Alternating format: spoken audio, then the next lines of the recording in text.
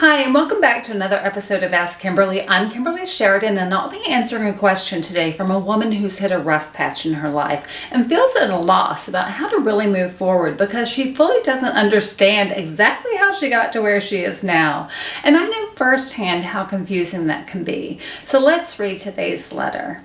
Dear Kimberly, have you ever felt like you made every wrong decision even though you were trying your best the entire time? Like you landed in a place that you didn't want to be, and you can look back and see the things that happened to get you here, sort of, but you were literally trying to do the right thing at every point, yet here you are. Now what? If my best got me here, how do I have any hope of getting where I really want to be in my life? Tracy. Well, Tracy, let me tell you, just assure you that I've talked to countless women, clients, friends, and even strangers who have shared this very same sentiment with me. And I've experienced it in my life at least 2 major times as well. The first was when I was getting divorced. Now, this is a very long time ago, but I still remember thinking that exact same thing that you shared, that this was me doing my best. This was me doing the right thing and doing what I thought I was supposed to be doing, and look where it got me. So what am I supposed to do now? If I was doing everything I thought I was supposed to be doing and I still got this outcome that I don't want, now what? I can't give more than my best. So is there really any hope for me ever getting the kind of relationship that I want? And do I just not get to have that? Then I experienced it again when caring for my mom during her 8-year journey with Alzheimer's disease. I was pushing my limits every single day for several years, caring for her and my 2 kids. And I still felt like I was losing ground in every single part of my life, every single day. Health, parenting, money, relationships, and even caregiving. The thing that I was making the #1 priority was still imperfect at best. And that was me working as hard as I could, making the best decisions I could every single day. But still, I was losing ground. So when I look back on both of those situations now, both my divorce and the long-term caregiving, I think it's just a function of being in a situation that's new to us and not really having the life experience yet that we need to have in order to know how to handle it while we are in it. So with anything in life, the more experience, information, and wisdom we have, the more equipped we're going to be able to bring in what's really needed. So when we're in a situation where we don't have that experience, information, or wisdom when we need it, we feel like we're wandering in a dark forest, or in more pressing situations, riding a bucking bronco and just praying that we don't get thrown off. So to make matters worse, I think many of us go through life thinking there's some right way to do everything. And if we only had the key, if we only had the cheat sheet or that magic formula, that we could somehow get through every life experience unscathed.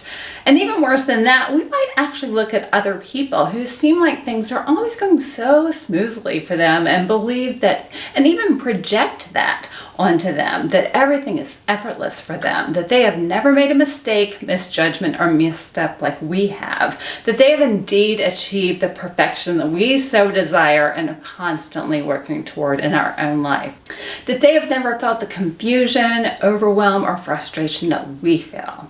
But that's just not the case for most people. It's just that most people don't share what's going on underneath the surface of their lives with the outside world. So it's really pure speculation and projection on our part. So I believe the place to begin is by taking responsibility for our situation, or at the very least, accepting the reality that it is indeed our situation now, whether we invited it or not. Because by balancing taking that responsibility with self-compassion, we find the path forward. Our contribution toward creating this outcome really matters only so much in being curious about our role in creating it, so that we can become more conscious of what beliefs or behaviors we have that landed us here and what we might need to tweak. There's really no benefit in playing the blame game, whether we're blaming others or whether we're blaming ourselves. It's just not beneficial, and neither really is going to be the straightest line to moving forward for you.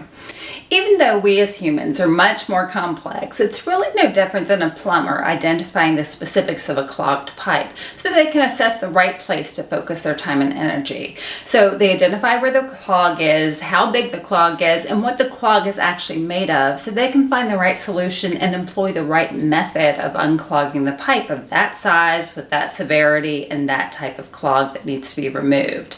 So that's the first thing. If we just accept that we are where we are now and we got here through a combination of our choices and perhaps other people's choices, and since the blame game, whether it's blaming ourselves or blaming others, will keep us from moving forward, we simply choose to take responsibility for where we stand now and put all of our energy into what we need to do to start moving forward again.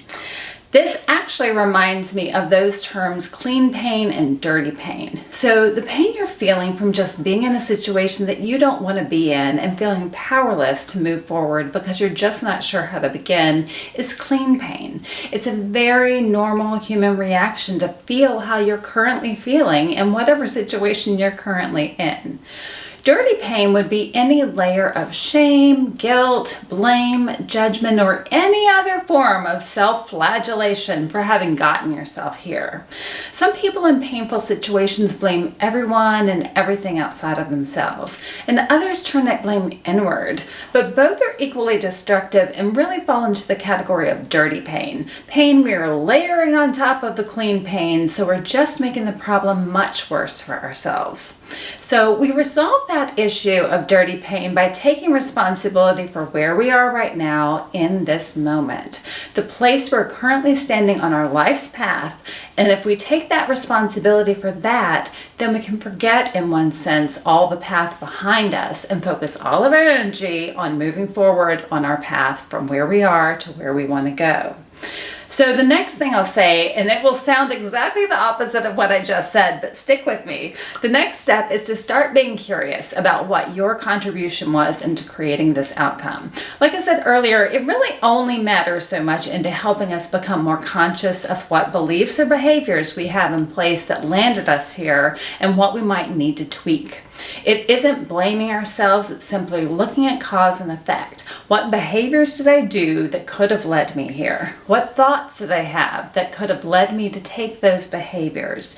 And what beliefs did I have that fueled those thoughts? It's almost like trying to look at it dispassionately, as if it wasn't actually even you. So almost like you're in a scientific lab and you did this action and got this result. Okay, why did you take that action? Well, I thought if I did ABC, then XYZ would result, but it didn't. Okay, well, why did you think that? Just drilling down until you start to get some insights. This one thing I will say is that most things in life aren't random. Far more is cause and effect than I think most people either realize or want to admit. And much of our thinking and then our behaviors are guided by our beliefs, many of which remain subconscious until we do this kind of introspection to become more aware of them.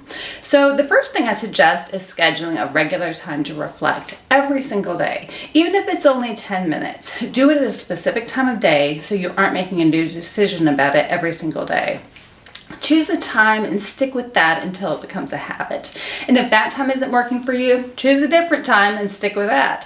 Whatever you choose, be 100% consistent with it. And in this time, journal with pen and paper. Type your thoughts on your computer. Meditate with music or silently, or follow a guided audio meditation. Whatever method allows you to best relax and tune into yourself. And with this too, allow the fact that the first thing you try might not necessarily be the best one for you ultimately. So give yourself time to find your way to the right schedule and the right method. And lastly, I'd say seek support from someone outside of your own mind. Whatever you're facing right now, there is no way that you're the first person on earth to experience it. In fact, you're probably the millionth person. So try to find someone who has traveled this path before you and can share their honest feedback, guidance, or advice with you. Often the people closest to us aren't really the ones to support us best in every way, because they might not be willing to tell us what they really think for fear of hurting our relationship.